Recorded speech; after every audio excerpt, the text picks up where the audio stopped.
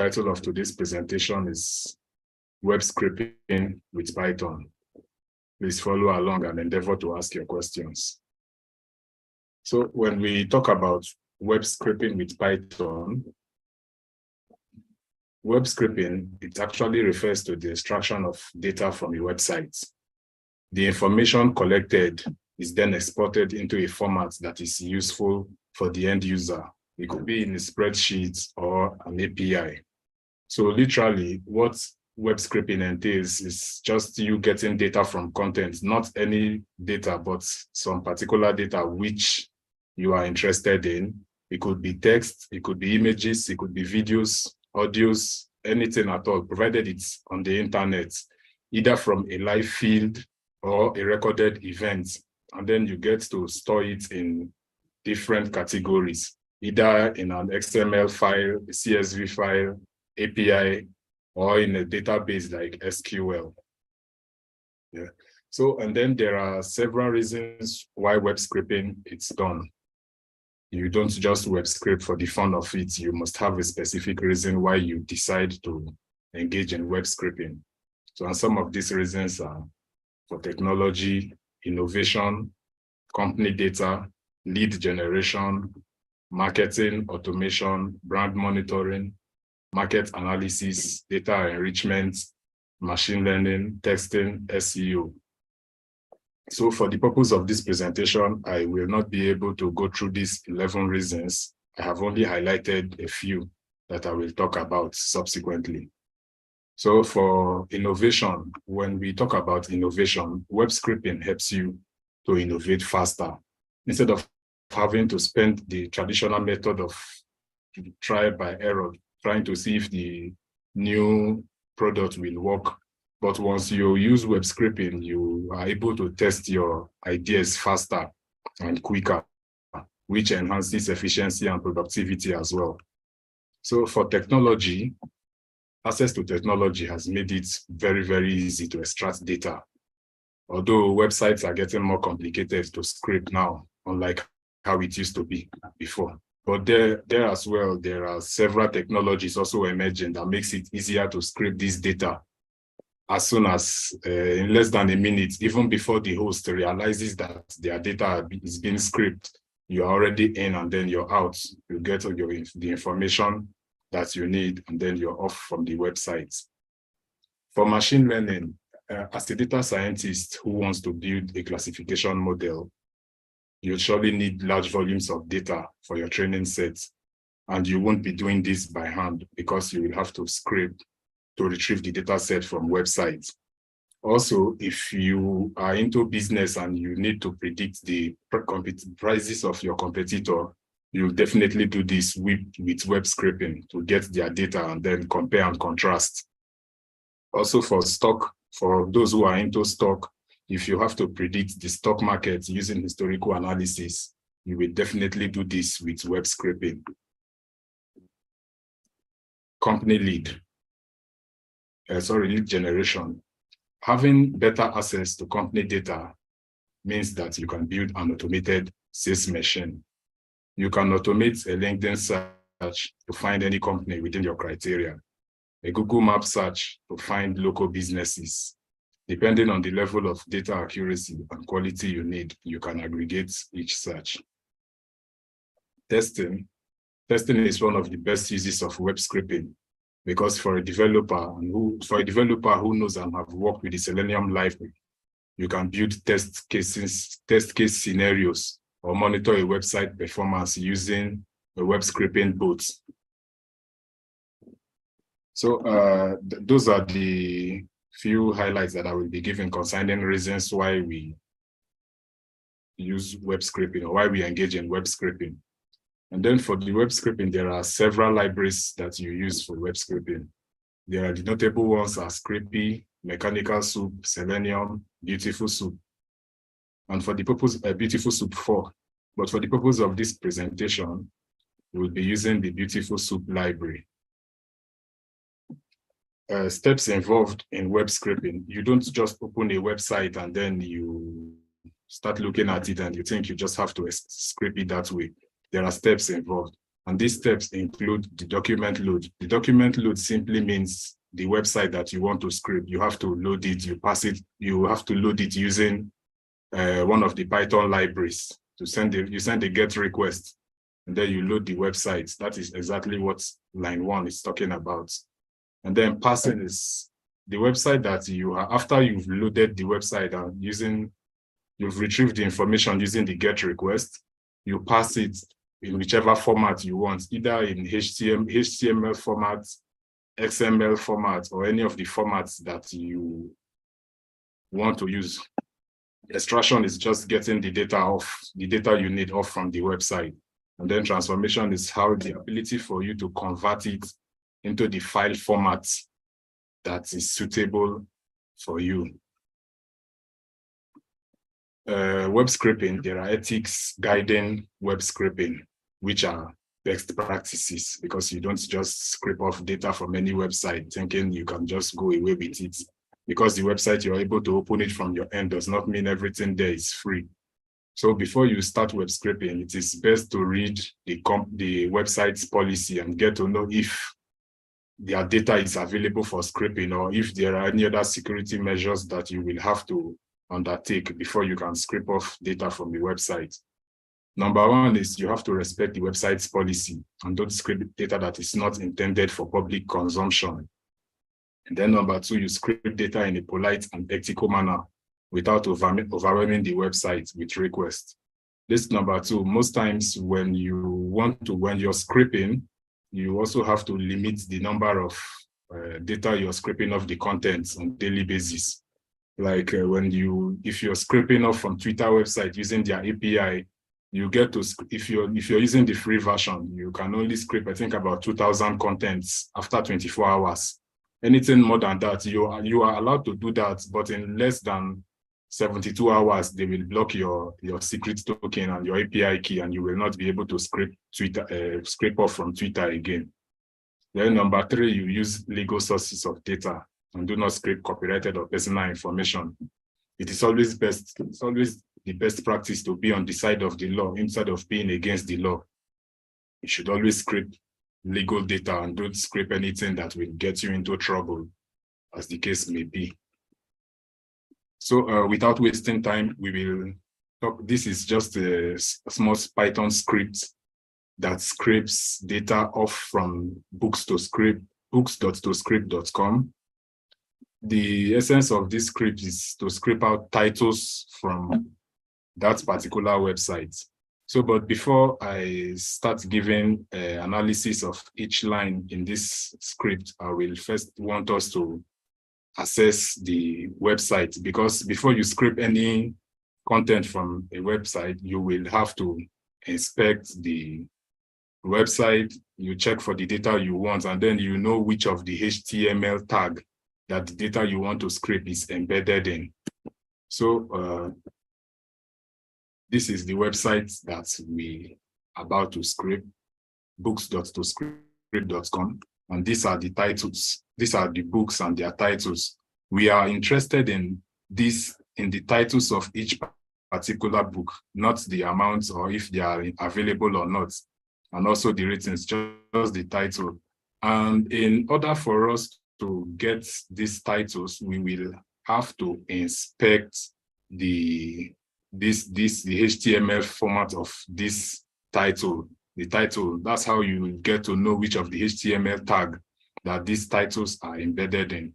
So we inspect it. Once you inspect it, you could see from the response that the title, Tipping the Velvet, which was the first one I inspected, is embedded inside of the H3 tag. This other, the anchor href tag, is also included in the H3 tag. So you can see that this title is inside of the H3 tag.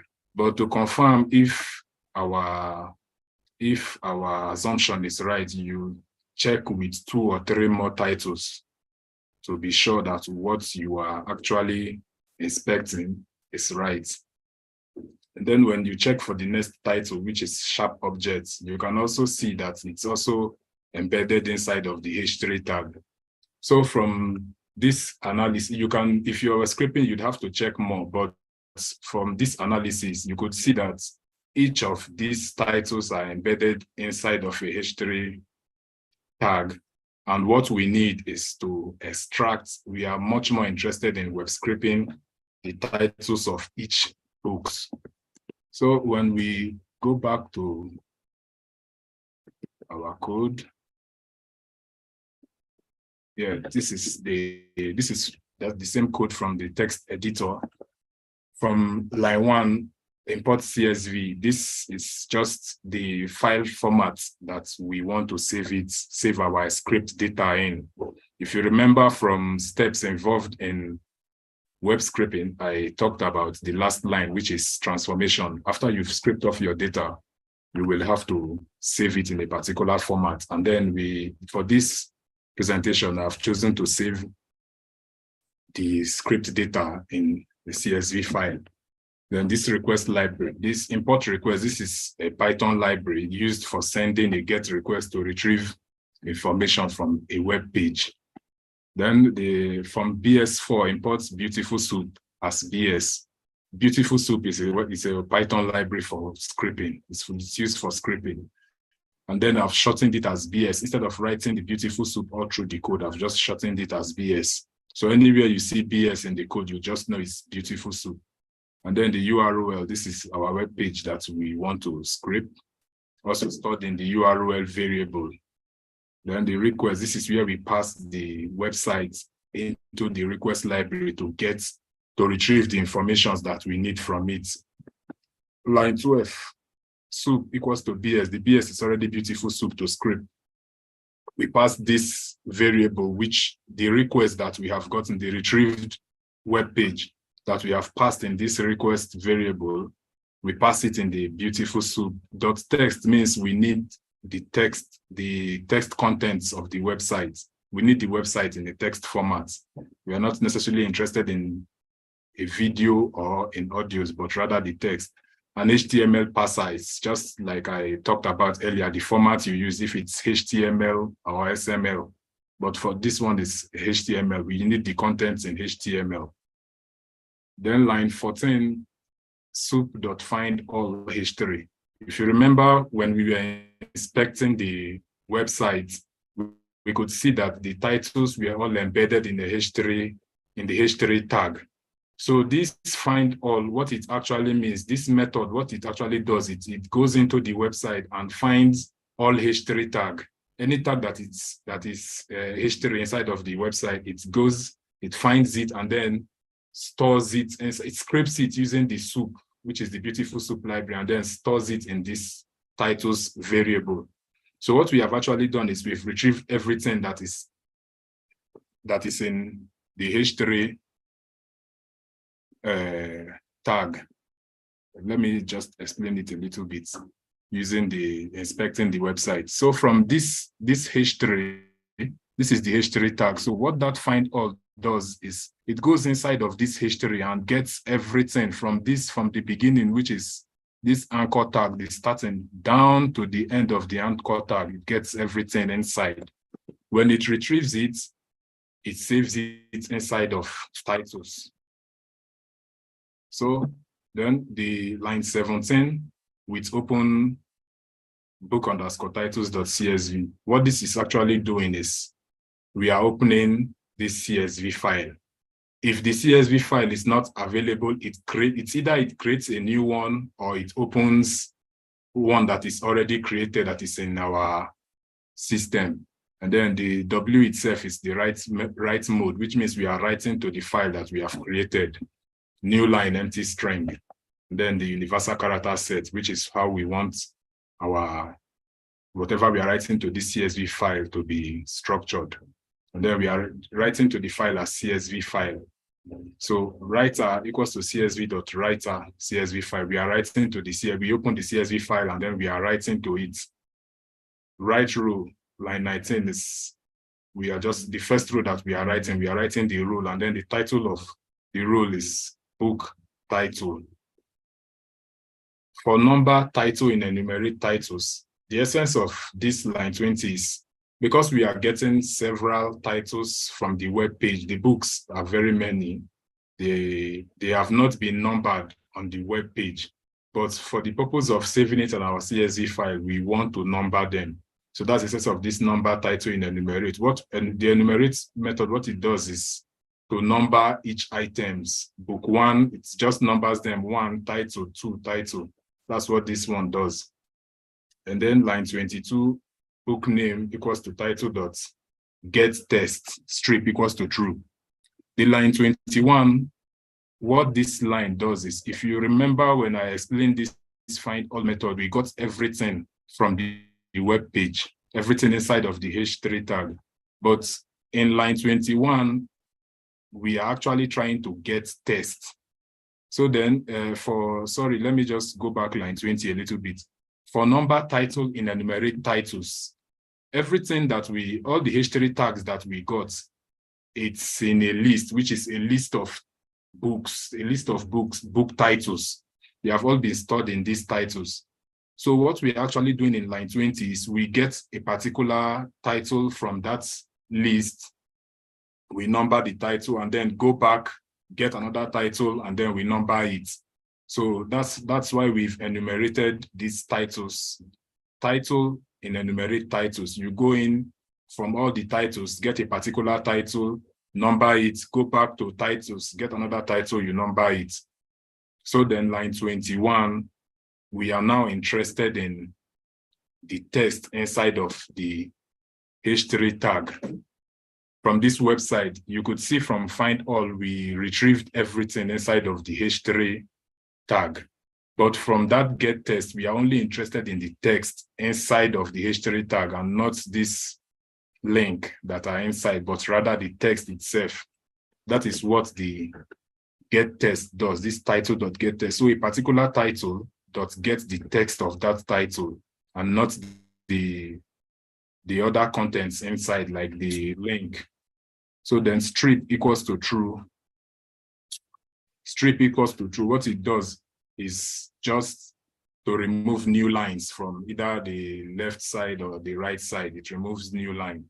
Then we write this book that we have, the title of this book that we have retrieved the text and stored in book name, we write it to our CSV file. Then line 23 is just to print out this line 23 and 25 is just to print it out on our terminal and not necessarily in the CSV file itself. So when I run this Python script, if everything goes well, you will see this book being numbered and also the title of the book, number and title. Then you will just somewhere here, you will see, because we don't have book_title.csv file, you will see one created. That is what this with open does. It if the file is not available, it creates it. And then when it creates it, we write to it. After writing to it, it closes the file automatically. So we wouldn't have to close the file again. That's what this with open does. It opens or it creates, write to it. After we are done, it closes it automatically without us having to close it again. So that being said, if I should run the Python script, yes, you can see just here that the book_titles.csv file has been created, which has the content that we have scraped off from the website already stored in it. And here you can see the titles of each book and the numbers, how we numbered them. Here are the titles of each books from the website that we have scraped. We decided to scrape only the titles of each book. So when you open the CSV file, you can see all the books that we have scraped, which is from the first page of the website. So moving forward, so this is the CSV file after we've scraped it. This is the book title, right row book title, and then the titles of each book that we have scraped. Yeah, this is just a short Python script to scrape titles. but there could be other difficult method to script much more difficult contents depending on the website policy and guideline. The website that we have script did not need any form of security for us to scrape it. There are some websites that you will want to create. You will have to first register. You apply either as a student, a developer. You just have to make applications. And then if your application gets approved, you will be given a secret token, I think API key. Yeah, and sometimes token key as well, in order for you to be able to scrape contents of their website. Otherwise, you will not be able to scrape anything from such websites. So in conclusion, web scraping is a very powerful tool for extracting data from websites. And Python offers a range of libraries for web scraping, making it easy to get started. And you should always follow best practices and ethical guidelines when web scraping. This number 3 is actually very, very important because there are people who have gotten themselves into trouble while trying to scrape data off web page without following the ethical guidelines. So it is always advisable to follow the best practices. And in most cases, people are advised to just scrape from free websites that can allow you to scrape data off their pages. You stay off issues and then scrape there easily. But if you choose to scrape further, probably you want to scrape some sensitive information, it is best to apply to the website or follow their guidelines to see if it is possible to scrape contents from their website, or you stay off their web page. That's all. So ask your questions. Thank you.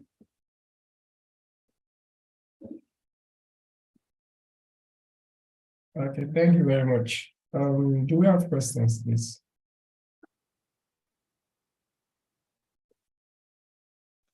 Yeah, I have a question. Okay. All right. Thank you very much, Mr. Collins. That was so exciting because, so many of us might not even know that there is something like this that can help us, in data acquisition and all that. So my question is just this. Let's not come from the point of view of somebody that wants to scrape now. Let's say I'm a business owner, or let's say I'm a website owner. And I don't want people to scrape on my website. Yes. What are the measures I can take to maybe secure my website from, because it has been proven that there are more sophisticated scraping methods. When you use scraping Python, those ones are much more sophisticated. That can even break into some powerful security means that you have incorporated in your website. So what are the more other ways we can secure our website to make sure people don't break into our sensitive information? And even if those content are public, are meant for public consumption, if you still don't want people to steal those information or still get it out of your website, what are the ways you can do that?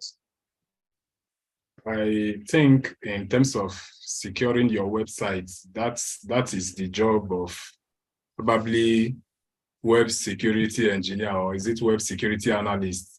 It is not the duty of a Python developer to secure your website. It is web developers or probably website engineers who will give you the best advice on how to keep your website safe and secure. Yeah, it's those security engineers, it's their job. Okay, so thank you about that. So what are the things you have, or let's say that a web scraper can meet on the way that can tell them, okay, you're not allowed to scrape? Those are the security now. So yeah, go on. it's one of the reasons why I mentioned that for you to scrape data of any content, it's always best to follow, it's always ideal to follow best practices and the guidelines. So when you open a particular website, you will always, if you try to inspect the website, you will see their rules and regulations. You will know if data can be scraped off that website using any of the web scraping libraries, or if you will have to go further to log in, sign in, and then request for an API key to scrape such data.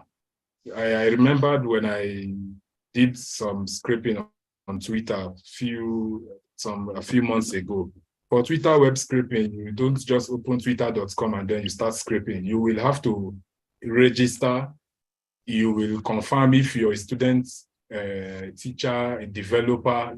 There are several categories, of which even this Twitter scraping, for business owners, Twitter scraping is not free for them. You'd have to pay for a particular amount of content you can scrape in a day. But for students, it's free. But as a student, you get to scrape, I think, less than 2,000 contents daily. After 24 hours, you get to scrape again, just like that. And then for that 2,000 contents, you don't get to scrape everything at once. You scrape maybe 100 by 100, and then that 100, you'll also have to give a break in between, because if you scrape everything at once, you get blocked. So following the guidelines in scraping website is really easy. It's just for you to Google out the website and then check the guidelines on scraping. If it's a website that has no room for web scraping, it's best to avoid it so as to not to get yourself into trouble. But if it's a website that requires further more details in order to be able to scrape it, it's also advisable to follow their rules and guidelines, register, then request for the keys, and make sure you're scraping data or information that are allowed to be scraped and not necessarily personal information or sensitive information as such. Yeah. All right, thank you. I don't know. There's a reason why I'm asking that question. And why I'm asking that question is that, oftentimes if we want to, let's say you are working on maybe something that needs you to scrape, or maybe even if you are testing your abilities in, just like you have scraped these books websites now. I know that this particular website you have tested with now is a common website where people try to use test this web scraping of a thing.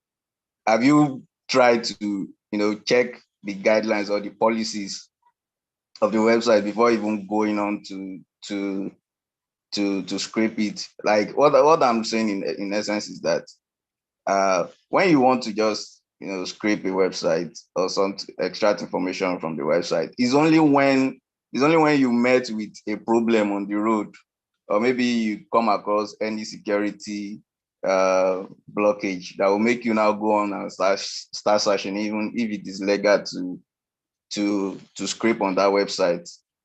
But if you just try to scrape on the website and you are able to go on, you are not meeting any blockage, you're able to scrape whatever information you need. Most time you will not even go to even check if there's a privacy policy, or if there is a guideline you need to follow through before you are able to extract that information. So I would just say that, for any scraping you are going to do, it is best, just like you said, for you not to land into any privacy policy issue. It is best to check whether it is ethical to collect information or extract information from such websites. So that was just why I'm just asking that. Thank you.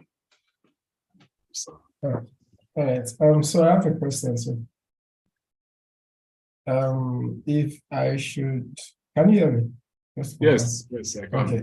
If I should take this data off the websites without letting them know illegally, would that be classified as hacking? You said if you take the data off the website? Yeah, so that make me like a black hat hacker or something. without like permission, if you don't allow, and I find a way to manipulate or find a way to go around the lines, and I'm still able to get data off the website. So if the website has ethical guidelines that states that you need to register with them or seek authorization from them before you can scrape a particular content, if you do that without informing them, then automatically it's illegal, and whatever that happens with the law, you deal with it. But if it's an educational website like this books.to-scrape, you can scrape as much as you want because it's majorly educational content. It's this website, it's for those who wants to learn scraping. You can scrape it, and even while it's free, you don't just go running your bots to scrape everything all at once. You still have to follow the ethical guidelines. For example, if I need to, let's assume I'm looking for all of the CEOs that is on LinkedIn, for example, and I'm looking for someone like Mr. Anthony, Mr. Boyeji, and I need to scrape all of this data. Normally, LinkedIn will not allow. So if I find a way to go around it, so that's what I'm asking. Would that make me like a black hat hacker or something? Of course, it's illegal. It's illegal. You don't go scraping contents off a website where it's prohibited. Okay. It's illegal. Okay. Any other question, please? Okay, good morning. Good morning. Good morning. Yeah, Mr. Collins, my question is quite of brief. I just want to know what other language is it most essential to have at back of your mind whenever you want to go into web scraping, because most websites works on different platforms, mostly because there's PyScript and likes of it now.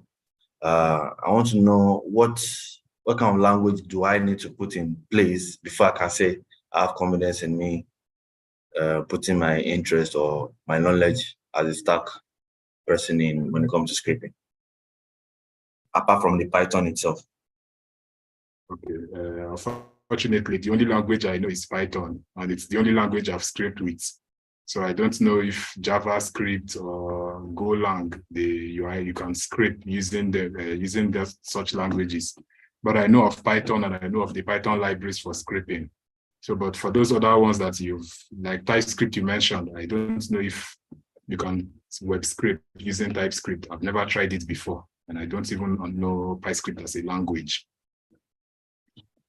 Okay, thank you, but I don't think you understand what I'm driving at. What I'm literally saying is, for instance, now, in this particular one you showed us, you presented the website you worked on are just HTML tags.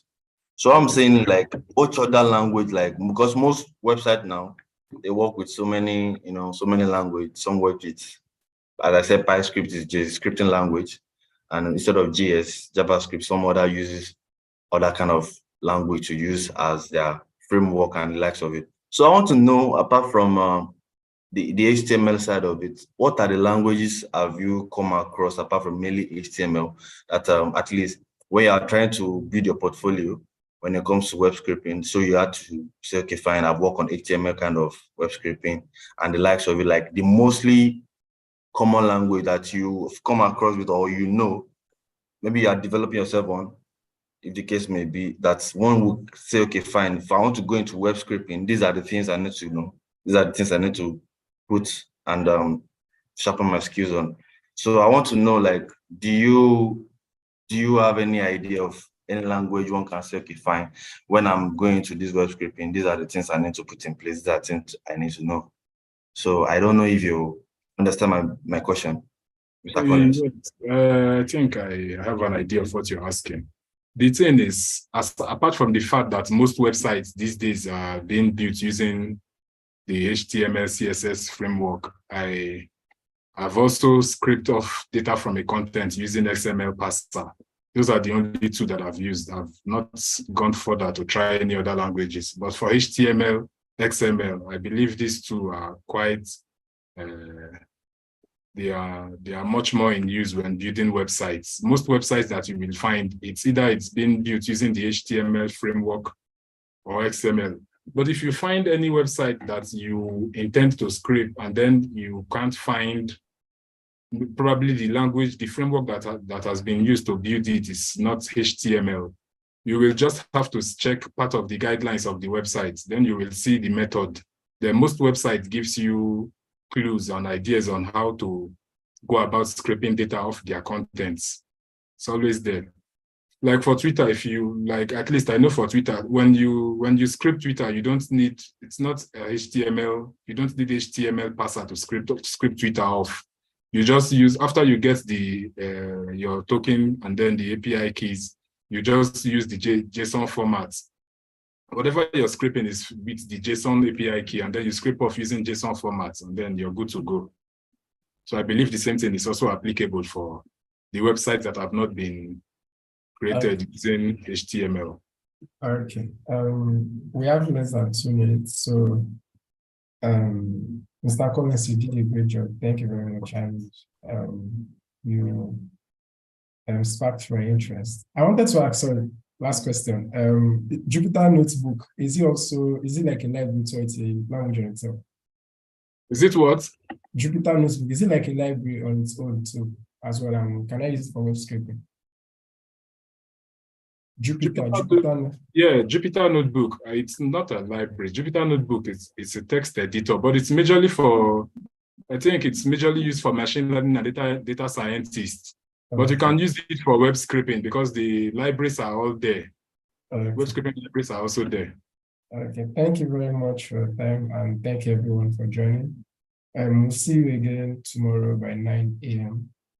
And also, please, the way I take attendance is very fun. So you have to be in the meeting at least by 9:05, and you have to wait till the end of the meeting. So if you get the merits, it's probably because you joined, so you just take attendance and then leave at the end, or you came late and you didn't join. So please make sure when you're joining, you're staying till the very end. Thank you very much. See you guys tomorrow by 9 a.m.